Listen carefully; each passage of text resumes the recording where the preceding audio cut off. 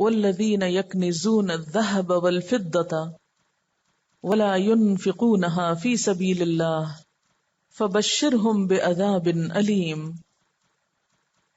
اور وہ لوگ جو جمع کرتے ہیں سونا اور چاندی اور اس کو اللہ کے راستے میں خرچ نہیں کرتے تو ان کو بشارت دے دو دردناک عذاب کی.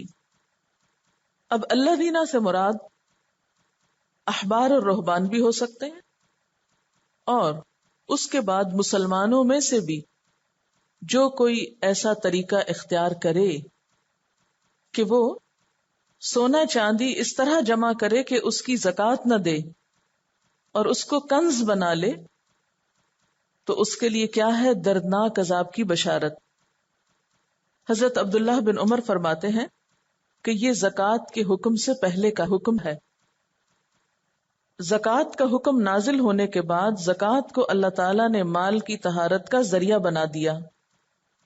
اس لیے علماء فرماتے ہیں کہ جس مال سے زکوٰۃ ادا کر دی جائے وہ کنز نہیں ہوتا، اور جس مال سے زکوٰۃ ادا نہ کی جائے وہ کنز ہے.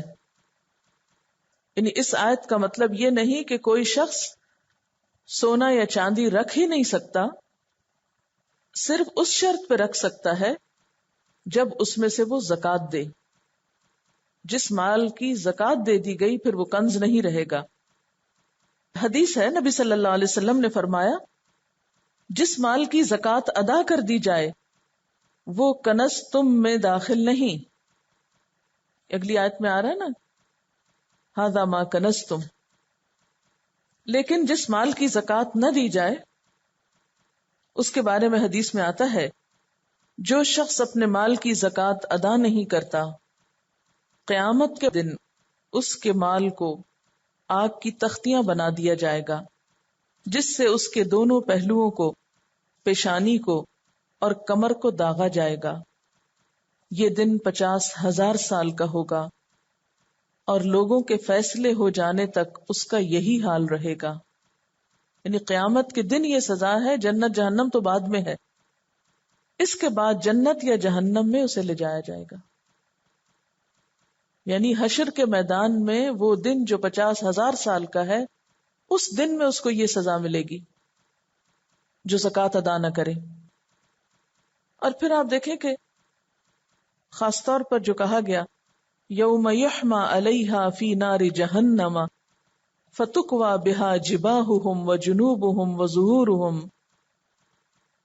ایک دن آئے گا کہ اسی سونے چاندی پر جہنم کی آگ دہکائی جائے گی، پھر اسی سے ان لوگوں کی پیشانیوں اور پہلوؤں اور پیٹھوں کو داغا جائے گا اور کہا جائے گا ھذا ما کنزتم لانفسکم، یہ ہے جو تم نے اپنے لیے خزانہ جمع کیا تھا. فذوقوا ما کنتم تکنزون، تو چکھو جو کچھ تم جمع کر رہے تھے، اپنے جمع شدہ خزانے کا مزہ اب چکھو.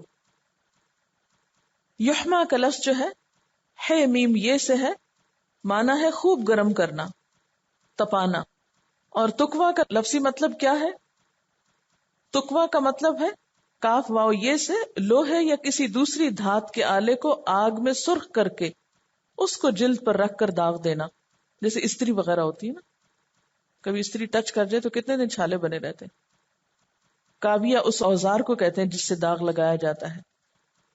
اور جباہ جبہتن پیشانی کو کہتے ہیں، یعنی پیشانی جو عزت کا معیار ہے، کیونکہ زیادہ دولت انسان جمع کیوں کرتا ہے کہ اس کی وجاہت بنے، اس کی شان و شوکت بنے. جنوب پہلو موڑتا تھا وہ حق سے. ظہور پشت یعنی پیٹھ پھیر جاتا تھا اللہ کا حکم سن کر، کچھ بھی اس پہ اثر نہیں ہوتا تھا. تو آپ یوں ہی سمجھے کہ جیسے استری کو تپا کے کسی کے چہرے پہ لگائی جائے، پھر پہلوؤں پہ لگائی جائے، پھر پیچھے لگائی جائے، تو اس کا حال کیا رہے گا. یعنی جب کوئی سائل زکوٰۃ کا طلبگار یا صدقے کا اس کے پاس آتا تھا تو اس کی پیشانی پہ بل آتے تھے اس کو دیکھ کر، یعنی ضرورت مند کو دیکھ کر اس کا ماتھا ٹھنک جاتا، تو اس لیے ماتھے پہ داغ لگایا جائے گا.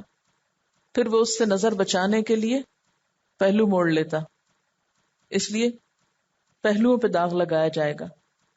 اور پھر پیٹھ پھیر کے چلا جاتا تو پیٹھ پہ داغ لگایا جائے گا. یعنی یا تو اس کا مطلب یہ کہ حق بات سن کر جو وہ منہ موڑتا تھا اس کی سزا، یا یہ کہ سائل کو، ضرورت مند کو دیکھ کر جو اس کا رویہ ہوتا تھا اس پر اس کی سزا. اور ویسے بھی آپ دیکھیں نا کہ انسان اللہ کے راستے میں کیوں نہیں دے سکتا؟ اس لیے کہ اس کو اپنی آرام دہ زندگی سے غرض ہوتی. مثلاً ایک شخص جو ہے وہ اپنی زندگی میں اتنا تعیش اختیار کرتا ہے کہ اپنے بیٹھنے کے لیے نرم ریشمی مخملی گدے اور صوفے اور ایسی ایسی چیزیں کہ جس سے اس کی شان و شوکت بڑھے، تو ظاہر ہے کہ پھر یہی چیزیں اس کے پہلوؤں کو زخمی کرنے اور پیٹھ کو داغنے کا ذریعہ بن جائیں گی. تو مراد اس سے کیا ہے کہ ایسا شخص جو دولت مند ہو پھر اس دولت کا حق ادا نہ کرے اور اس کو صرف اپنی ذات پر خرچ کرے تو قیامت کے دن یہی سب کچھ اس کے لیے وبال جان بن جائے گا. ایک اور حدیث میں ہے، حضرت ابو ہریرہ رضی اللہ تعالی عنہ کہتے ہیں نبی صلی اللہ علیہ وسلم نے فرمایا، جس کو اللہ تعالیٰ نے مال دیا اور اس نے اس کی زکوٰۃ ادا نہ کی تو قیامت کے دن اس کا مال گنجے سانپ کی شکل میں، گنجا سانپ، سانپ کو امیجن کریں جس کی آنکھوں پر 2 نقطے ہوں گے، اس کے گلے کا طوق بن جائے گا، پھر اس کی دونوں باچھیں پکڑے گا اور کہے گا میں تیرا مال ہوں، میں تیرا خزانہ ہوں. پھر آپ نے یہ آیت تلاوت فرمائی، لا يحسبن الذين يبخلون بما آتاهم الله من فضله هو خيرا لهم بل هو شر لهم سيطوقون ما بخلوا به يوم القيامة. نبی صلی اللہ علیہ وسلم نے فرمایا، زکوٰۃ نہ دینے والا قیامت کے دن آگ میں ہوگا. آپ صلی اللہ علیہ وسلم نے فرمایا، زکوٰۃ ادا نہ کرنے والے لوگوں کو اللہ تعالیٰ قحط سالی میں مبتلا کر دیتے ہیں. ان عدت الشہور، بے شک مہینوں کی گنتی، مہینوں کی تعداد، عند اللہ، اللہ کے نزدیک، 12 شہرن، 12 مہینے ہے، فی کتاب اللہ، اللہ کی کتاب میں، یوم خلق السماوات والارض، جس دن اس نے پیدا کیا آسمانوں اور زمین کو، منہا 4 حرم، ان میں سے 4 حرام مہینے ہیں. ذالک الدین القیم، یہ درست دین ہے. فلا تظلموا فیہن انفسکم، پس نہ ظلم کرو ان میں اپنی جانوں پر. وقاتلوا المشرکین کافۃ، اور جنگ کرو مشرکین سے سب کے سب، یعنی اکٹھے ہو کر. کما یقاتلونکم کافۃ، جیسے وہ جنگ کرتے ہیں تم سے سب مل کر. وَاعْلَمُوا، اور جان لو، ان اللہ مع المتقین، یقیناً اللہ متقی لوگوں کے ساتھ ہے. یہاں پر مہینوں کی گنتی کے بارے میں بتایا جا رہا ہے. وقت کی تقسیم سالوں میں، مہینوں میں، دنوں میں، گھنٹوں میں، یہ دراصل انسان کو اپنی زندگی کے مختلف کاموں کو آرگنائز کرنے میں مدد دیتا ہے. اسی طرح خاص طور پر دینی احکام پر عمل کرنے کے لیے بھی ایک نظام الاوقات کا ہونا ضروری ہے.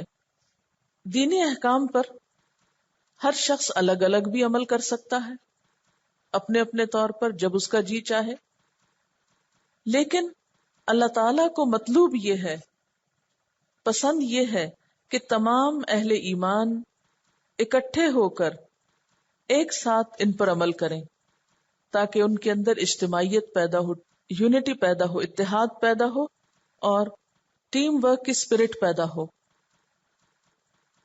اسی مقصد کو حاصل کرنے کے لیے کچھ عبادات کی ادائیگی کے لیے اوقات کو متعین کیا گیا، جیسے نمازوں کی. کچھ کے لیے تاریخیں مقرر کی گئیں جیسے حج وغیرہ، کچھ کے لیے مہینے مقرر کیے گئے جیسے رمضان. یہ تاریخیں اگر شمسی کیلنڈر کے مطابق ہوں تو اس سے کیا ہو، ان عبادات میں یکسانیت آ جائے. مثلاً اگر یہ ہوتا کہ جنوری کا مہینہ رمضان ہے تو ہر سال ہمارے ہاں کے مطابق سردیوں میں رمضان آتا، لیکن سدرن ہیمسفیئر یعنی جو مثلا آسٹریلیا اور جو ایکویٹر کے دوسری طرف لوگ رہتے ہیں ان کے ہر سال گرمیوں میں آتا، کیونکہ جب ہمارا یہاں پر موسم سرما ہوتا تو وہاں شدید گرمی ہوتی، اور جب وہاں گرمی ہوتی تو یہاں سردی ہو رہی ہوتی. تو اس طرح کچھ لوگوں کو تو مستقل طور پر گرمی کے موسم میں یہ عبادت کرنا پڑتی اور کچھ لوگوں کو مستقل طور پر سردی کے موسم میں یہ کرنا پڑتا. اور اس طرح عبادت میں ایک یکسانیت ہوتی، منوٹنی ہو جاتی، اور عبادت کا لطف ختم ہو جاتا، کیونکہ تبدیلی سے انسان کے اندر عمل کی ایک نئی قوت پیدا ہوتی. مثلا اگر یہ کہا جائے کہ ساری نمازیں ایک ہی وقت میں پڑھ لیں تو کیا ہوتا؟ ان میں وہ خشوع خضوع نہیں ہوتا. اسی طرح اگر روزے ہمیشہ سردیوں میں ہو یا گرمیوں میں تو وہ فیلنگ نہیں ہو سکتی جو مختلف مواسم میں ہو سکتی. اسی طرح حج کے لیے بھی تو اللہ تعالیٰ نے ہماری عبادات کے لیے ہجری کیلنڈر کو متعین کیا، اور اس کے لیے چاند کے قدرتی کیلنڈر کو ہمارے لیے پوری دنیا میں عام کیا، اور اس کے مطابق 12 مہینے قرار پائے. اب ہوا یہ کہ مشرکین نے اس کے اندر کچھ تبدیلیاں کر دی. اب وہ کیا تبدیلیاں تھیں اس کے بارے میں آگے آپ پڑھیں گے، لیکن نبی صلی اللہ علیہ وسلم نے حجۃ الوداع کے موقع پہ فرمایا، زمانہ گھوم گھام کر پھر اپنی اسی حالت پر آ گیا ہے جس حالت پر اس وقت تھا جب اللہ نے آسمانوں اور زمین کی تخلیق فرمائی. کیونکہ یہاں پر آ رہا ہے نا یوم خلق السماوات والارض. اس کیلنڈر کی ابتدا کب سے ہوئی؟ جب سے آسمان و زمین پیدا ہوئے، اور لوگوں نے بعد میں اس میں کچھ تبدیلیاں کر دی، اصل کو بدل ڈالا. پھر جب نبی صلی اللہ علیہ وسلم نے حجۃ الوداع کیا تو اس موقع پر اللہ تعالی کی حکمت کے ساتھ وہ ساری تاریخیں جو تھیں وہ اپنے درست مقام پر آ گئیں پہلے دن کی گنتی سے. آپ نے فرمایا سال 12 ماہ کا ہے جن میں 4 حرمت والے ہیں، 3 پیدر پہ ذوالقعدہ ذوالحجہ اور محرم، اور چوتھا رجب جو جمادی الاخری اور شعبان کے درمیان ہے. یعنی 4 حرم کون سے ہیں؟ 4 حرمت والے مہینے ذوالقعدہ، ذوالحجہ، محرم اور رجب.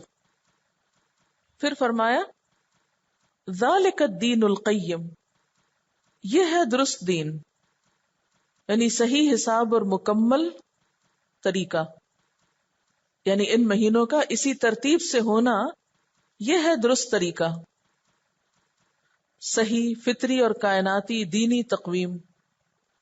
جس طرح دین اسلام ایک درست طریقہ زندگی ہے اور اس کی گواہی پوری کائنات میں ہمیں ملتی ہے، اسی طرح یہ قمری جنتری یعنی چاند کا کیلنڈر اصل دینی کیلنڈر ہے.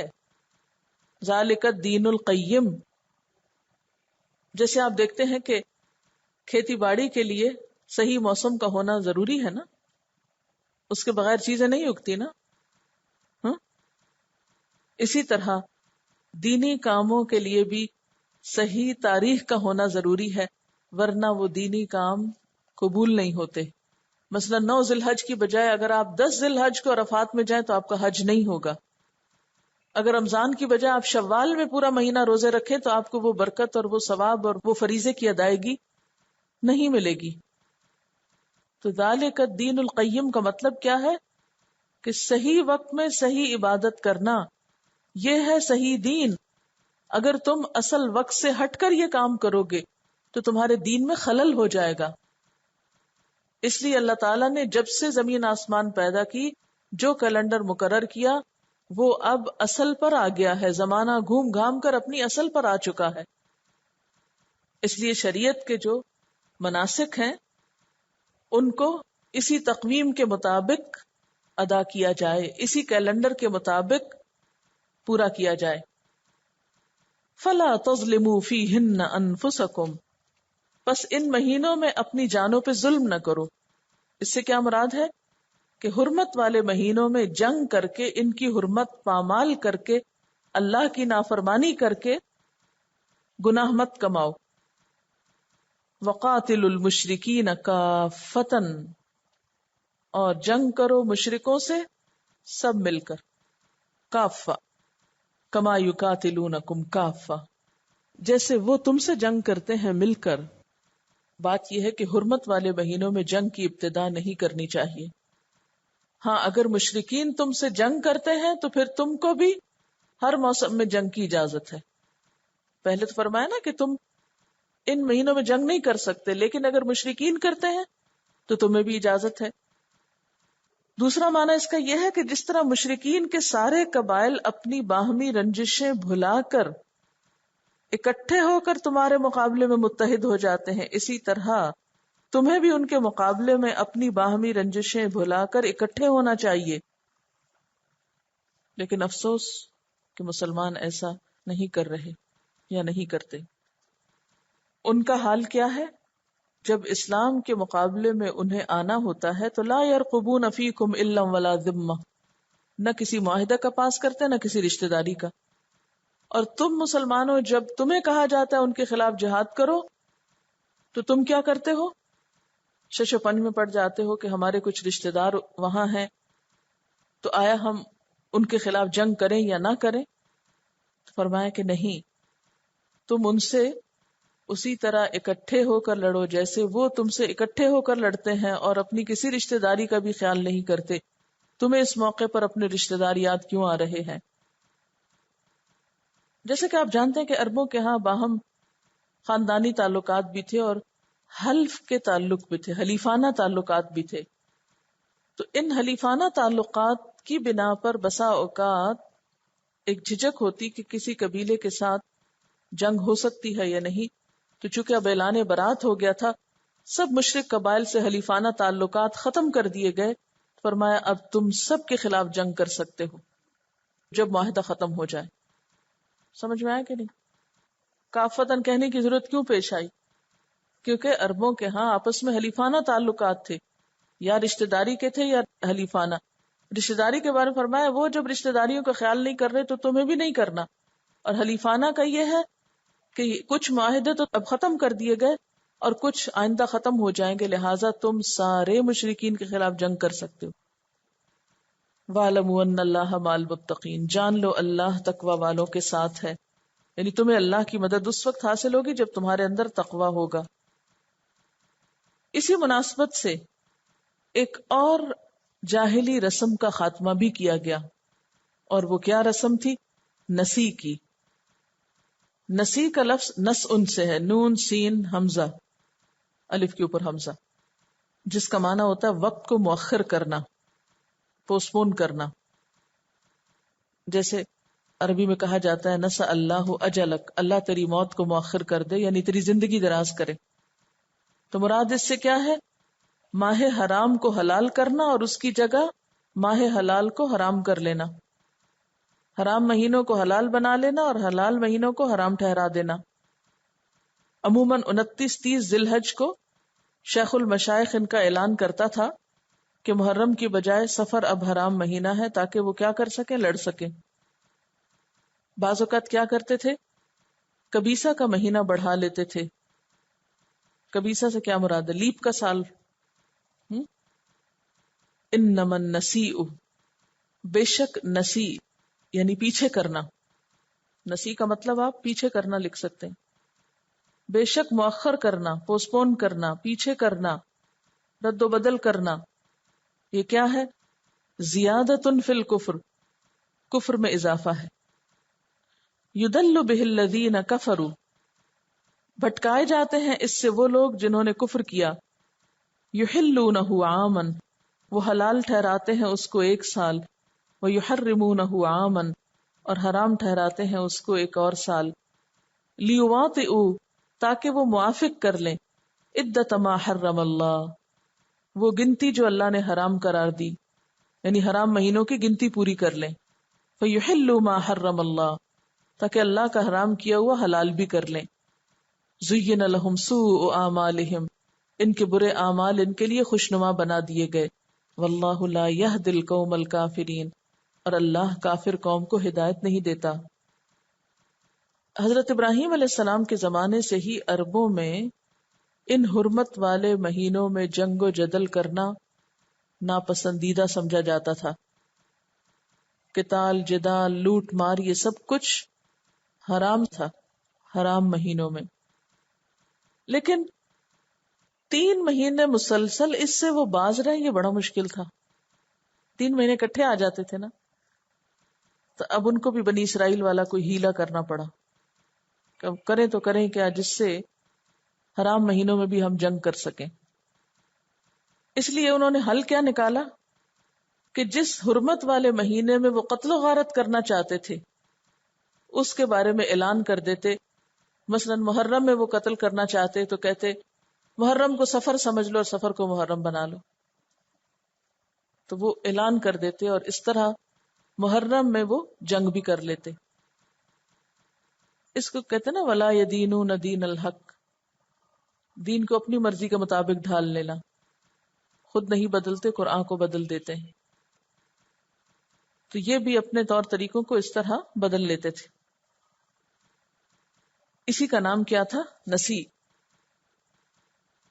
اسی طرح لیپ کا طریقہ بھی اختیار کرتے تھے. لیپ کا سال، لیپ کے سال میں کیا ہوتا ہے؟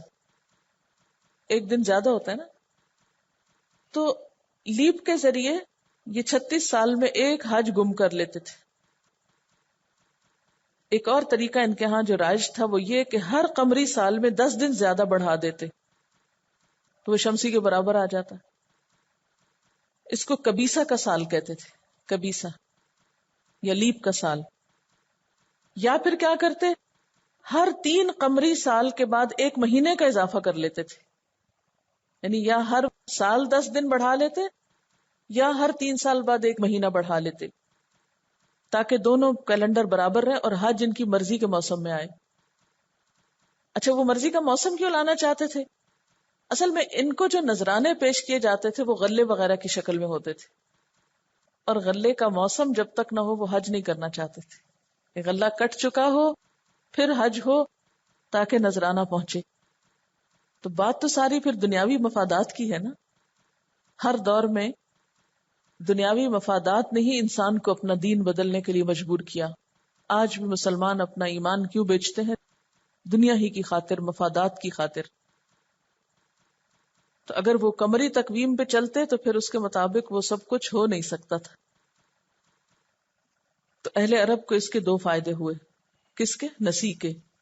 ایک تو حرام مہینے کو حلال کر کے اس میں جنگ کر لیتے تھے، 3 مہینے کا روزہ نہیں رکھنا پڑتا تھا جنگ سے.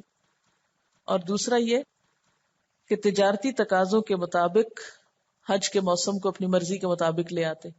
نقصان کیا ہوتا تھا کہ 36 سال میں 1 سال غائب ہو جاتا اور 1 حج کم ہو جاتا. اگر ہمارا بھی رمضان شمسی کیلنڈر کے مطابق ہوتا تو ہر 36 سال میں 1 رمضان ہم مس آؤٹ کر دیتے.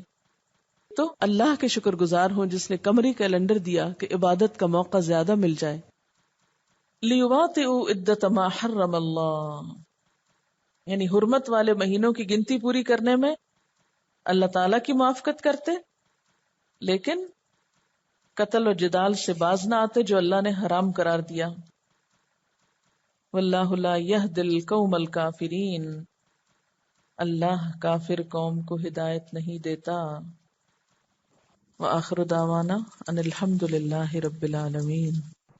سبحانک اللہم وبحمدک نشہد ان لا الہ الا انت نستغفرک ونتوب الیک. السلام علیکم ورحمۃ اللہ وبرکاتہ.